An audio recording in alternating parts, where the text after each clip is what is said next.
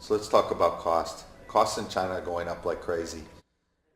Labor costs, taxes, everything is continuing to go up. Cost of your raw materials. The problem that I see is most of the time the business owners are focused more on price than on cost. Price, yes, affects cost, but if you're buying the wrong thing, buying too much of something, doing other things, cost can be affected. Cost can also be affected by not paying attention to your labor. So let's discuss how to talk about the right things to really reduce the cost of your business.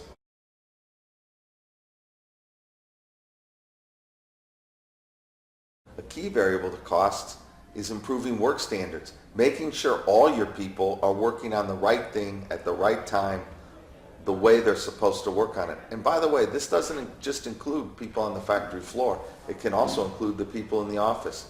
Are your office people working on things they don't need to work on? Are your factory people not doing the work with the same motions and same effect that you want them to have? Putting together very strong and good work standards, workflow, and work processes are critical for you to reduce your costs.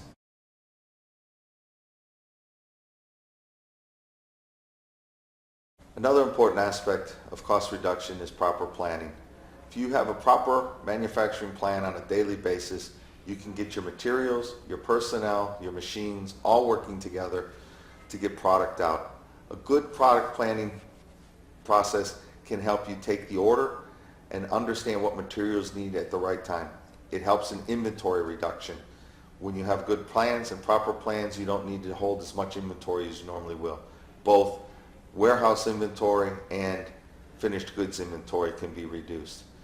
Planning overall is one of the most effective cost reduction methods you have. It puts the right people, the right time, with the right material, and gets the product out when you need it.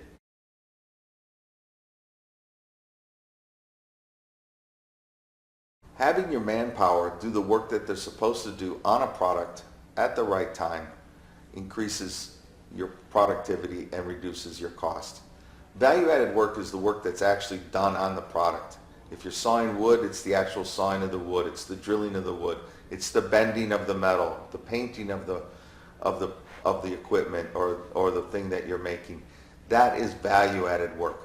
When somebody goes and walks over to pick up a piece, when he goes over to do inventory, when they're doing things that have nothing to do with the product itself, that's non-value added. In most factories that we've checked here in China, what we see is that value-added work on the thing is done in about 3 seconds per minute or less. What we try to get our clients up to is into the 20 to 30 second value-added work per minute range. Now think about that. That's anywhere from 5 to 10 times more than what your employees are doing at this point in time. This goes with putting in proper flow and setting up your factory correctly and having your people do the work. This reduces manpower and increases productivity, which is an incredible cost saver.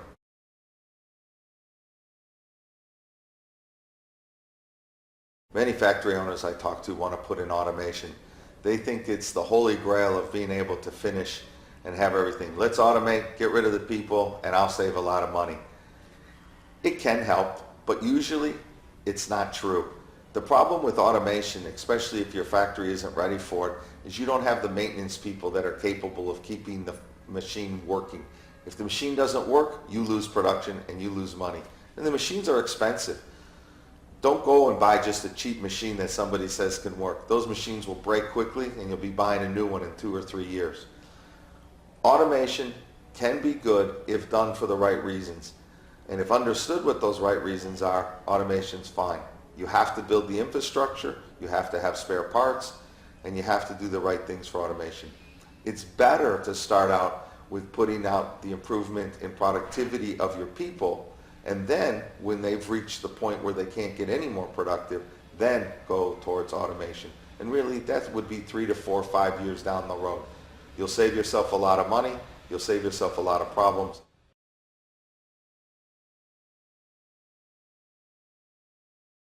And we can't stress enough the relationship between quality and cost. We did a video on quality earlier that you can refer to, but again, if you're building poor quality throughout your system, you're repairing it, you're fixing it, you're shipping it to your customer, you might be getting warranty claims against you, or some kind of other costs that your customer will be asking you to pay for. You'll be reworking a lot, which is just double cost, double production, and you'll be scrapping a lot of material, which again is just a waste of your material and things that you've already paid for.